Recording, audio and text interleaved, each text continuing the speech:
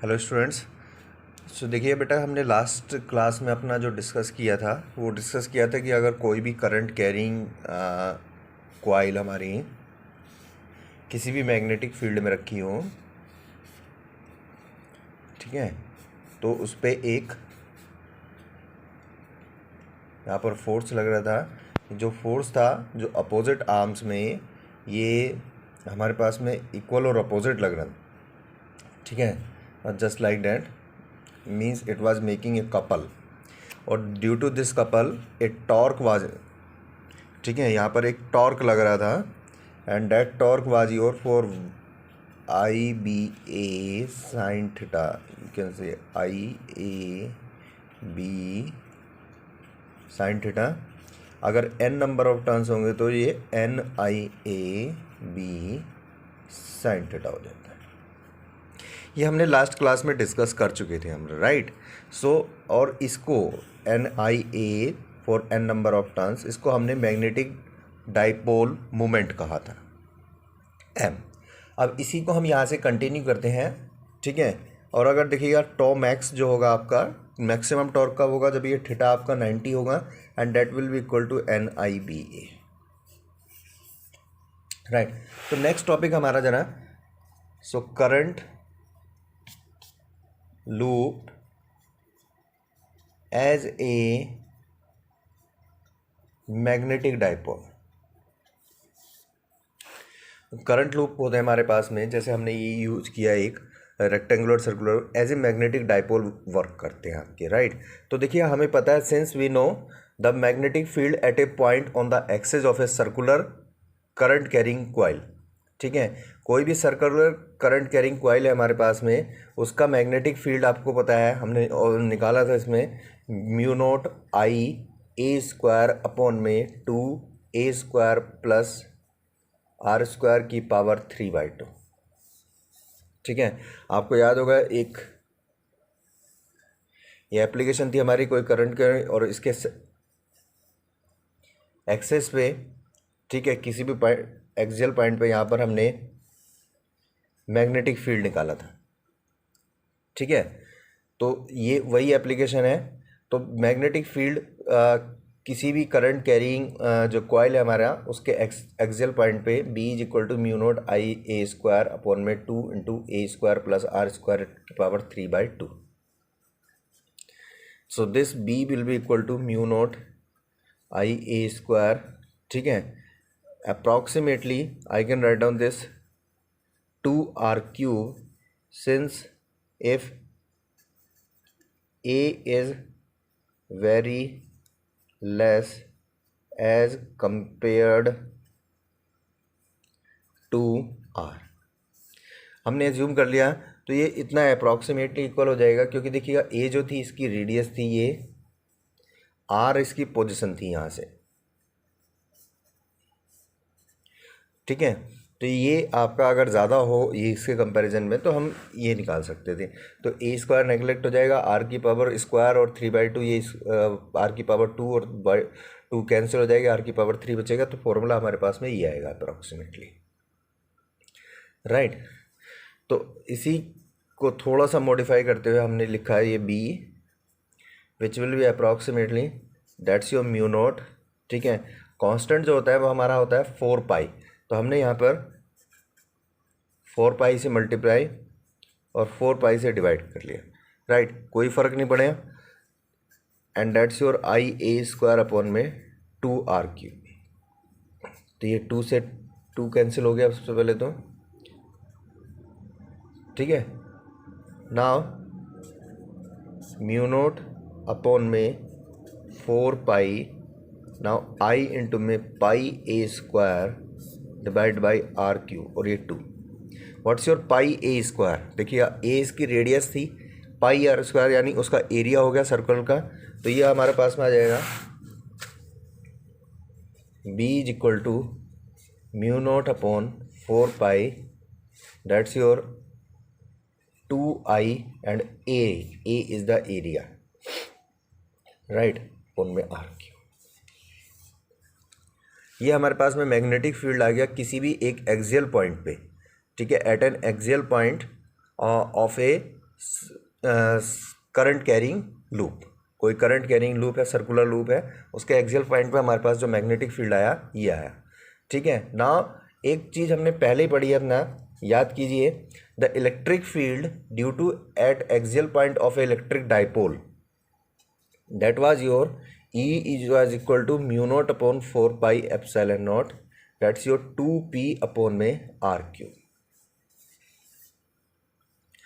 ठीक है। So now on comparing this both the equations, अगर हम दोनों इक्वेशन को कंपेयर करें, आई ए, ठीक है, तो दिस आई ए और यहाँ पर है इलेक्ट्रिक डाइपोल मोमेंट पी, देखिए 2 आर क्यूब और ये इसकी जगह ये कांस्टेंट म्यू नॉट अपॉन 4 पाई है, इसमें कांस्टेंट आपका 1 अपॉन 4 पाई एप्सिलॉन नॉट है।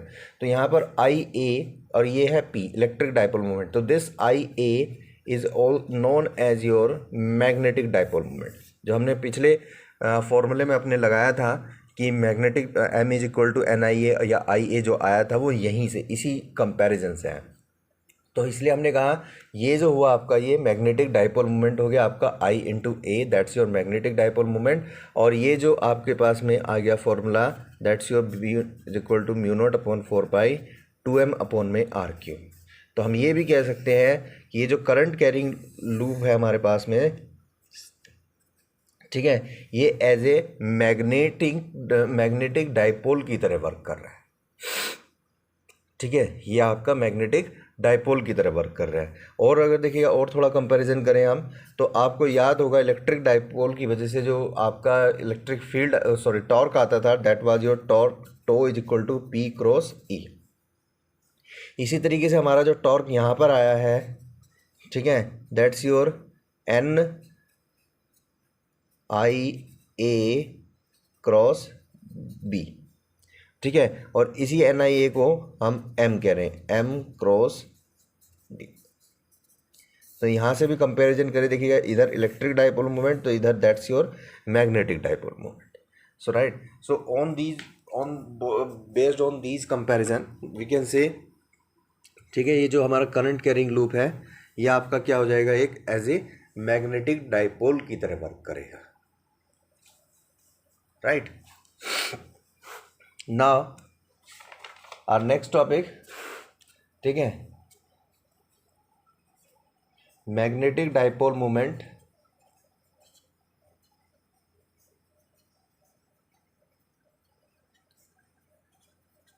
Of a revolving electron. अगर कोई इलेक्ट्रॉन रिवॉल्व कर रहा है, मान लीजिए एक इलेक्ट्रॉन है से, now it is revolving in this orbit, अपने ऑर्बिट में रिवॉल्व कर रहा है, तो इसकी वजह से इस पर कितना डाइपोल मोमेंट होगा। ठीक है, देखिएगा कोई भी इलेक्ट्रॉन रिवॉल्व कर देगा तो उसकी वजह से करंट होगी, current I is equal to that's your e by t, because I is equal to होता है क्यू, चार्ज अपॉन में टाइम। मान लीजिएगा यहाँ पर चार्ज है आपका ई, क्योंकि इलेक्ट्रॉन का चार्ज ई के इक्वल होता है, और टी टाइम पीरियड, मतलब एक टाइम कंप्लीट ऑसिलेशंस करने में जितना भी टाइम लगा, दैट्स योर टाइम पीरियड। मान लीजिए आर इसकी रेडियस, तो टाइम पीरियड कितना हो जाएगा हमारे पास में, टाइम पीरियड हो जाएगा, देखिए टाइम आपके पास में that's your 2 pi r upon में वी। मान लीजिएगा वी वेलोसिटी से चल रहा है तो 2 पाई आर अपॉन में वी हो जाएगा, टाइम पीरियड आपका डिस्प्लेसमेंट अपॉन में velocity. So it's your e upon में 2 pi r divide by v, v ऊपर पहुंच जाएगा, तो ई वी अपॉन में 2 पाई आर। ये हमारे पास में करंट आ गया। हमें निकालना magnetic dipole moment M. What's your M, M is equal to आपका आई ए, अभी हम पढ़ के आए हैं, M is equal to I A, so it's your e v upon में 2 पाई आर इंटू में पाई आर स्क्वायर। पाई से पाई कैंसिल हो गया, आर से एक पावर कैंसिल हो गई, यह आ गया आपका हाफ ई वी आर। यह है हमारा मैग्नेटिक डाइपोल मोमेंट आ गया हाफ ई वी आर। ठीक है, और इसकी जो डायरेक्शन होगी मैग्नेटिक डाइपोल मोमेंट की, that will be perpendicular into the plane, perpendicular होगा और इनटू द प्लेन होगा इसके, जो रिवॉल्व कर रहा है इस टाइप से, right. Now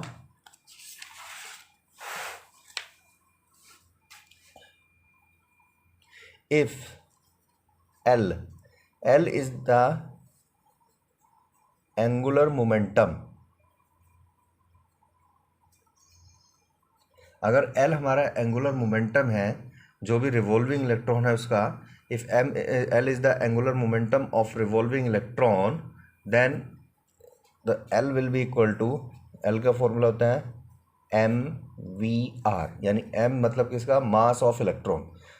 this is your mass me, mass of electron, v is the velocity, r is the radius, ठीक है।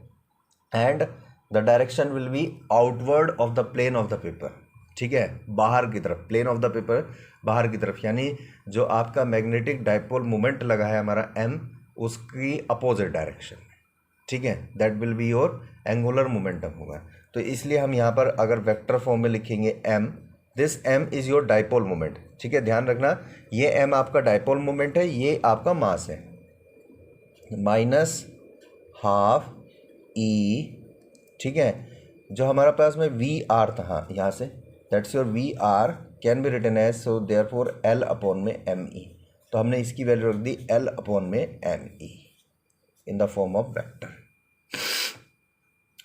ठीक है। सो दिस नेगेटिव साइन, ये जो नेगेटिव है ये इंडिकेट्स कर रहा है कि एम यानी कि dipole moment and L are in opposite direction, angular momentum, ठीक है।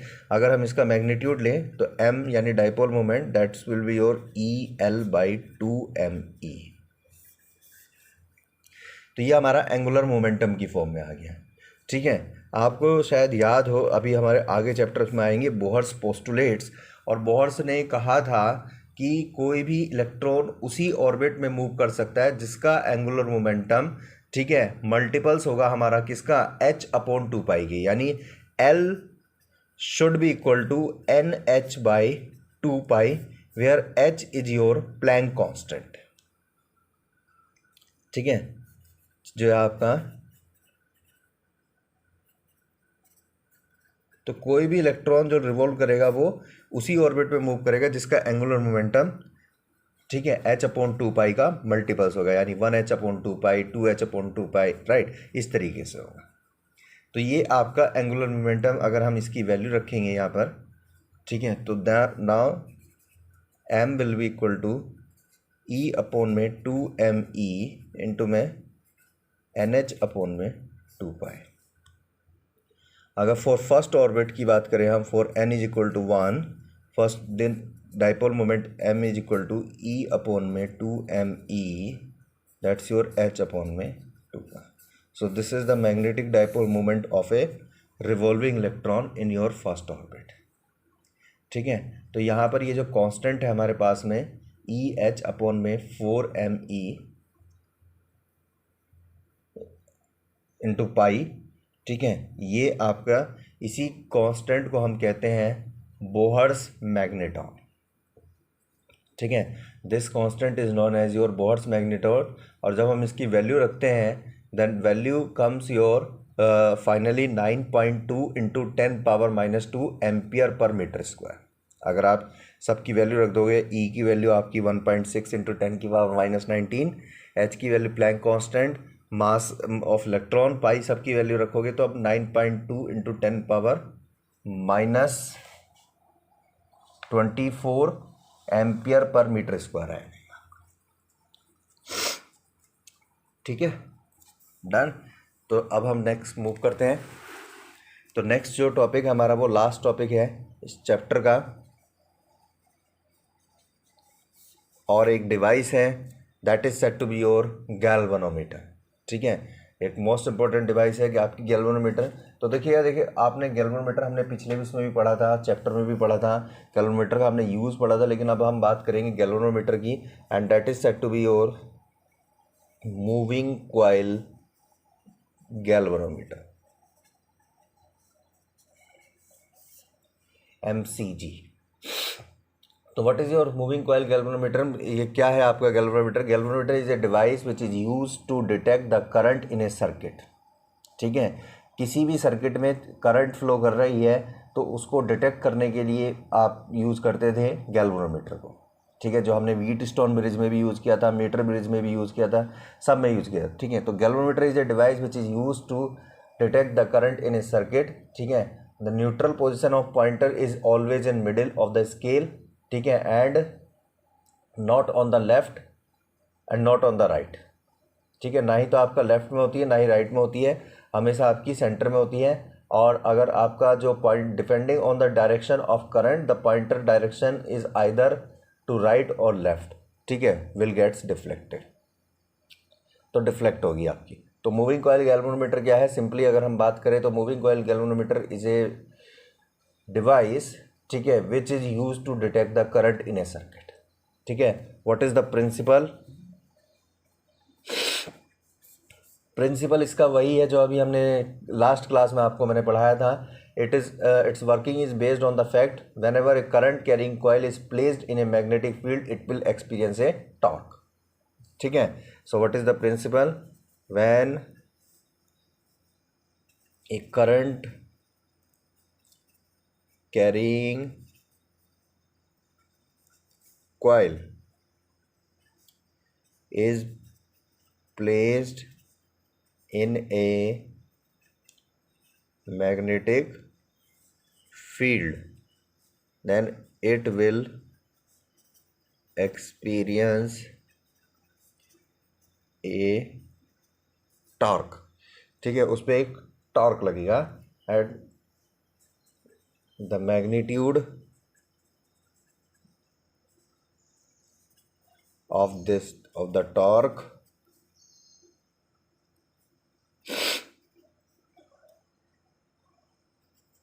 depends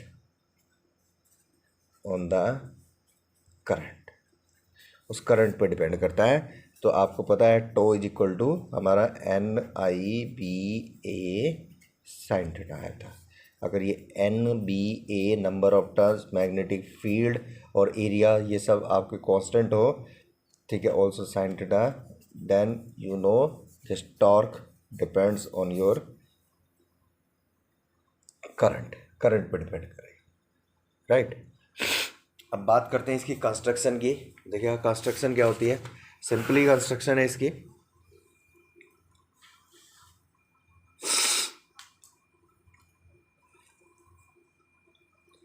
तो यहाँ पर कंस्ट्रक्शन में मूविंग कॉइल गैल्वेनोमीटर, ठीक है,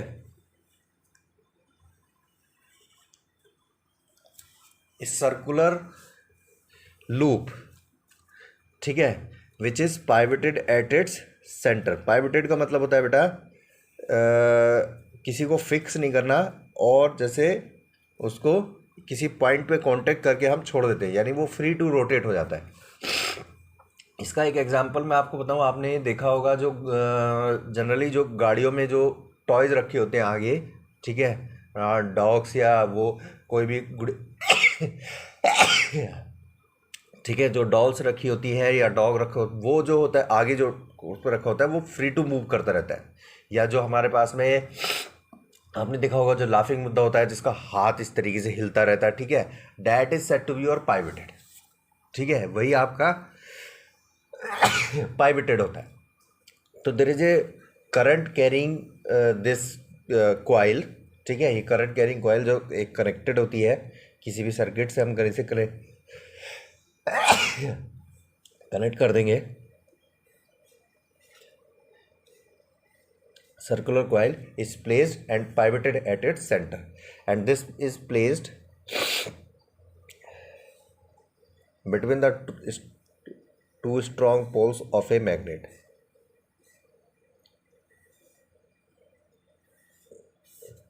मैग्नेट के दो पोल के बीच में ये रखा रहता है। तो यहाँ पर मैग्नेटिक फील्ड लगेगा, ऑब्वियसली बात है, ठीक है, from north pole to south pole. अब जो मैग्नेटिक फील्ड लगेगा और आपका जो करंट इसमें फ्लो करेगी,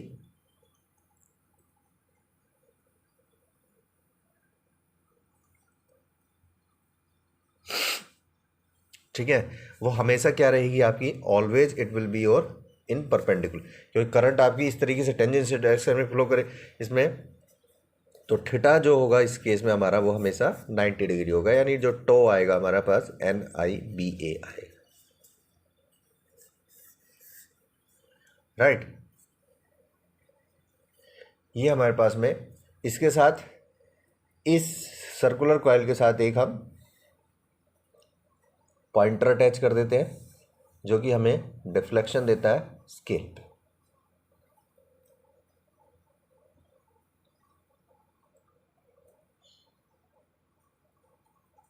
राइट। इतनी सिंपली कंस्ट्रक्शन है इसकी। इसी तरीके से आपको देखना है, ये आपकी दो स्ट्रॉन्ग मैग्नेट्स है, पोल्स ऑफ मैग्नेट हैं किसी भी परमानेंट मैग्नेट के, और ये यूनिफॉर्म रेडियल डायरेक्शन में आपका मैग्नेटिक फील्ड लग रहा है, जिसके परपेंडिकुलर डायरेक्शन में आपकी करंट है।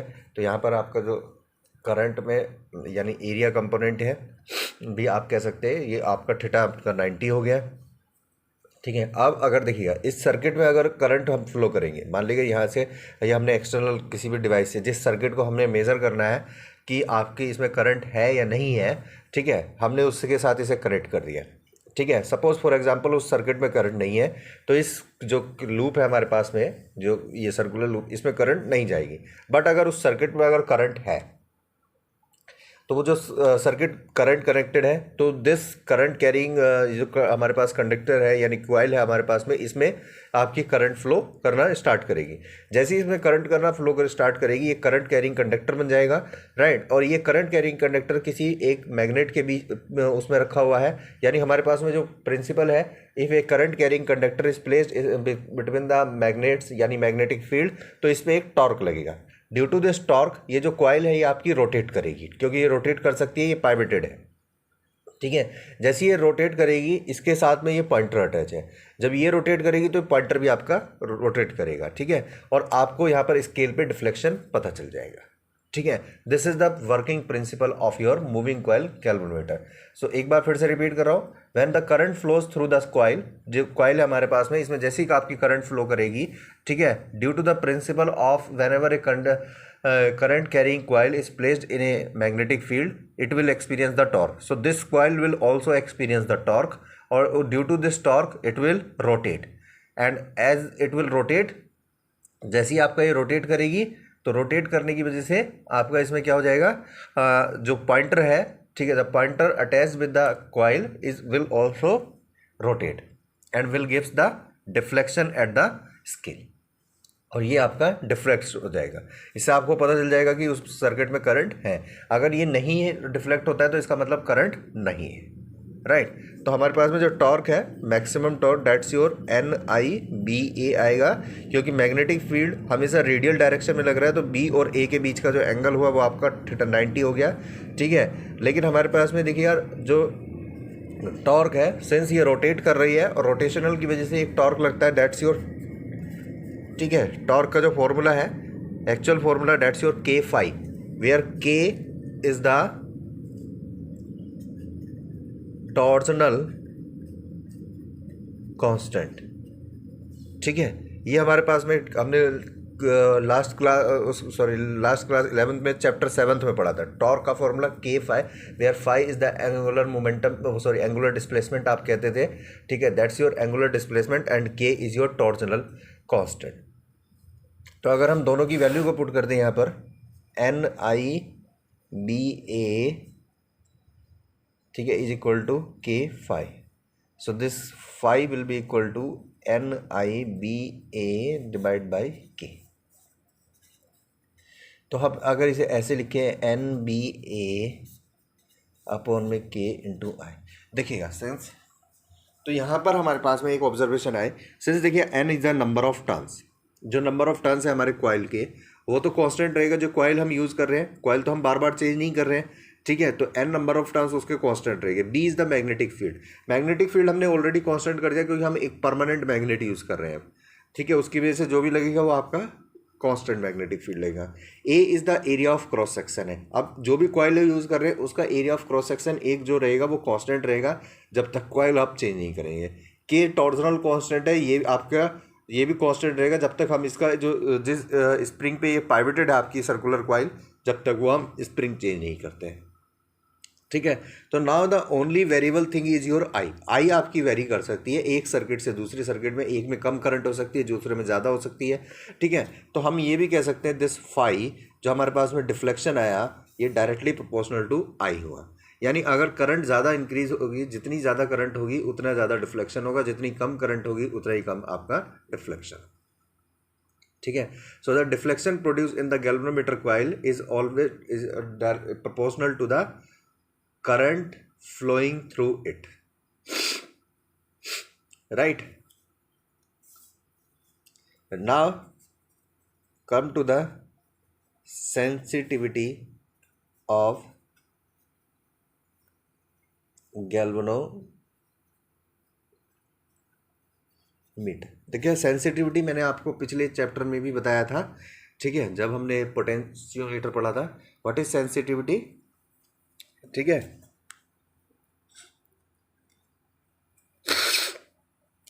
सेंसिटिविटी होती क्या है हमारे पास में? सेंसिटिविटी होती है भाई कि कोई भी डिवाइस हमारी कितनी सेंसिटिव है, यानी कितनी जल्दी किसी भी चेंज को मेज़र कर सकती है। जैसे ये जो आपका गैल्वेनोमीटर है करंट को डिटेक्ट कर रहा है, तो क्या कितनी मिनिमम टू मिनिमम करंट को डिटेक्ट किया जा सकता है, उसके लिए कितना sense. A galvanometer is set to be more sensitive if it shows a large scale deflection even when a small current is pass through it. ठीक है, और a small voltage is pass through it. ठीक है, तो अगर current हम पास कर रहे हैं, करंट सेंसिटिविटी की बात करेंगे तो करंट अगर स्मॉल से स्मॉल करंट आपने पास करी और वो आपका डिफ्लेक्शन उसमें आ रहा है, ठीक है, और एक छोटी सी वैल्यू के लिए भी लार्ज डिफ्लेक्शन आ रहा है, then it is set to be your high current sensitive है, यानी वो गैल्वेनोमीटर आपका मोर सेंसिटिव है। ठीक है, सिमिलरली वोल्टेज की बात करेंगे इसी तरीके से। अगर वोल्टेज की बात करें हम, तो वोल्टेज में भी जो आपके पास में एक डिफ्लेक्शन आ रहा है for small value of voltage, ठीक है, that is set to be your voltage sensitivity.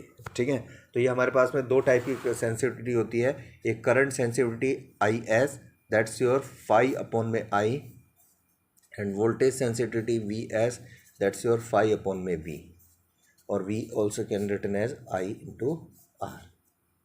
ठीक है, तो हम इसको ऐसे भी लिख सकते हैं, voltage sensitivity is equal to I S upon में आर। ठीक है, सो नाउ, और ये जो आपकी फाई अपॉन आई है, that's your N B A upon में के। तो अगर हम कहें, ठीक है, कि आपको सेंसिटिविटी को इंक्रीज करना है, सेंसिटिविटी किन किन फैक्टर्स पे डिपेंड करती है, किस किस पे डिपेंड करती है, देखिएगा, एन नंबर ऑफ टर्न्स पे, बी मैग्नेटिक फील्ड पे, ए एरिया ऑफ आपका कॉइल पे, और के आपका टॉर्जनल कांस्टेंट ऑफ स्प्रिंग पे। ठीक है, अगर वोल्टेज सेंसिटिव की बात करें तो वो आ जाता है आपका पास में, that's your N B A upon में के इंटू में 1/r और आ जाएगा रेजिस्टेंस जो भी हम ऑफर कर रहे हैं, but it depends on your N number of turns, B magnetic field, A area of coil, ठीक है, एंड के आपका टॉर्जनल कांस्टेंट। डन। उसके बाद में कुछ मेथड्स हैं हमारे पास में कि हम इंक्रीज कैसे कर सकते हैं सेंसिटिविटी को, आपकी करंट सेंसिटिविटी या वोल्टेज सेंसिटिविटी को हम कैसे इंक्रीज किया जा सकता है। तो अगर हम नंबर ऑफ टर्न्स को इंक्रीज कर दें बाय इंक्रीजिंग द एन, ठीक है, तो भी आप इंक्रीज कर सकते हैं। बी को इंक्रीज कर दें, ठीक है, या हम एरिया को इंक्रीज कर दें बिना अदर किसी फैक्टर, या के को डिक्रीज कर दें। तो इसी पे हमारा आपका क्या रहेगा, आपकी सेंसिटिविटी आप डिक्रीज कर सकते हैं। ठीक है, तो नाउ जो गैल्वेनोमीटर है हमारा, उसको हम एज ए करंट अमीटर और एज ए वोल्टमीटर भी हम यूज़ कर सकते हैं, but the galvanometer cannot be used as such used as an ammeter to measure the value of current in a given circuit. ठीक है, क्योंकि हम क्या कर सकते, उसको वैल्यू को हम एज सच यूज़ नहीं कर सकते हैं जो गैल्वेनोमीटर हम अभी है उसको अमीटर की तरह। द रीज़न, क्योंकि वो आपके पास में जो वो डिफ्लेक्शन दे रहा है। अगर करंट आपको स्मॉल से स्मॉल करंट भी आएगी तो आपको फुल स्केल डिफ्लेक्शन आएगा। ठीक है, तो वो ये नहीं बता पाएगा कि करंट जो है वो, अगर आपके पास में कोई 5 एम्पेयर करंट है किसी सर्किट में तब भी फुल स्केल डिफ्लेक्शन आ रहा है, 10 एम्पेयर करंट है तब भी फुल स्केल डिफ्लेक्शन आ रहा है, क्योंकि करंट, उसकी करंट सेंसिटिविटी काफ़ी ज़्यादा होती है। ठीक है, दिस इज़ द रीज़न। ठीक है, इंक्रीजिंग जो आपके पास में, अगर हमारे पास में करंट सेंसिटिविटी है, ठीक है, ये अगर हम करंट सेंसिटिविटी को इंक्रीज करते हैं तो ज़रूरी नहीं है कि वोल्टेज सेंसिटिविटी भी आपकी इंक्रीज होगी। तो आई एस में increase, but based on, because this is the value of resistance, resistance के बेसिस पे जरूरी नहीं है, हो सकता है आपका जो वी एस है वो आपका सेम ही रहे, ठीक है। तो ये डिपेंड करता है। Now there is conversion of your galvanometer as an ammeter and voltmeter, ठीक है। या आप जरा नोट्स में देखें तो गैल्वेनोमीटर को हम एज एन अमीटर और एज एन वोल्टमीटर भी हम कन्वर्ट कर सकते हैं, ठीक है। तो देखिए अगर हमारे पास ये सिंपल गैल्वेनोमीटर है, if we use a resistance S, ठीक है, शंट रेजिस्टेंस मतलब पैरेलल में, अगर हम गैल्वेनोमीटर के एक पैरेलल में एक रेजिस्टेंस लगा देंगे एस, तो ये हमारा एज ए एमीटर वर्क करता है, ठीक है। तो यहाँ पर जरा ये जो आपके पास है पैरेलल लगाए, तो जो नेट रेजिस्टेंस होगा वो कितना होगा, 1/R equivalent is equal to 1/RG plus 1/S, so this will be your SRG upon में S प्लस RG। तो ये रेजिस्टेंस हो गया एमीटर का, जो कि आपकी जो RG से इसकी this value will be always less than RG, ठीक है। आपको पता है जब भी पैरेलल में दो रेजिस्टेंस आपके यूज कनेक्ट होते हैं तो उनकी जो वैल्यू होती है वो आइदर रेजिस्टेंस से कम होती है, ठीक है। तो यहाँ पर और जो देखिए यहाँ सिंस ये पैरेलल में है तो पोटेंशियल डिफरेंस दोनों में जितना इसमें जाएगा उतना इसमें जाएगा, तो वैल्यू हो गई हमारे पास में, इसमें जा रहा है देखिए आई जी इंटू आर जी, इसमें जा रहा है आपका मान लेगा टोटल करंट आई थी, इसमें आई जी गई तो एज पर के सी एल लो इसमें आ गई आई माइनस आई जी, तो I minus I G into में एस, तो I minus I G into S इसका voltage potential difference is equal to I G into R G. यहाँ से हमने एस की वैल्यू निकाली, तो एस की जो वैल्यू आएगी वो इतनी आएगी, आई जी यानी गैल्वेनोमेट्रिक करंट अपॉन में total current I minus I G into में आर जी, ये इतना शंट रेजिस्टेंस हमें लगाना पड़ेगा, और जो रेजिस्टेंस ऑफर्ड हुआ एमीटर के द्वारा वो आपका आर जी से कम हुआ, ठीक है। तो आइडियल एमीटर का जो रेजिस्टेंस होता है वो आपका 0 होता है, right. Now conversion of galvanometer as a voltmeter, voltmeter यहाँ पर हम क्या करते हैं, सीरीज में रेजिस्टेंस यूज़ करते हैं। तो सीरीज में हमने एक रेजिस्टेंस यूज़ कर लिया R, so that we will be, जो रेजिस्टेंस हुआ हमारे पास में that will be your R plus RG हो गया, and it will be more than RG, इससे RG से ये ग्रेटर रहेगा, ठीक है। और जो यहाँ पर आपकी जो नेट वोल्टेज हो गई अब आपकी आ गई आपकी V is equal to I into में आर जी प्लस आर, यहाँ से हमने R निकाल लिया V अपॉन में आई जी माइनस आर जी, ठीक है।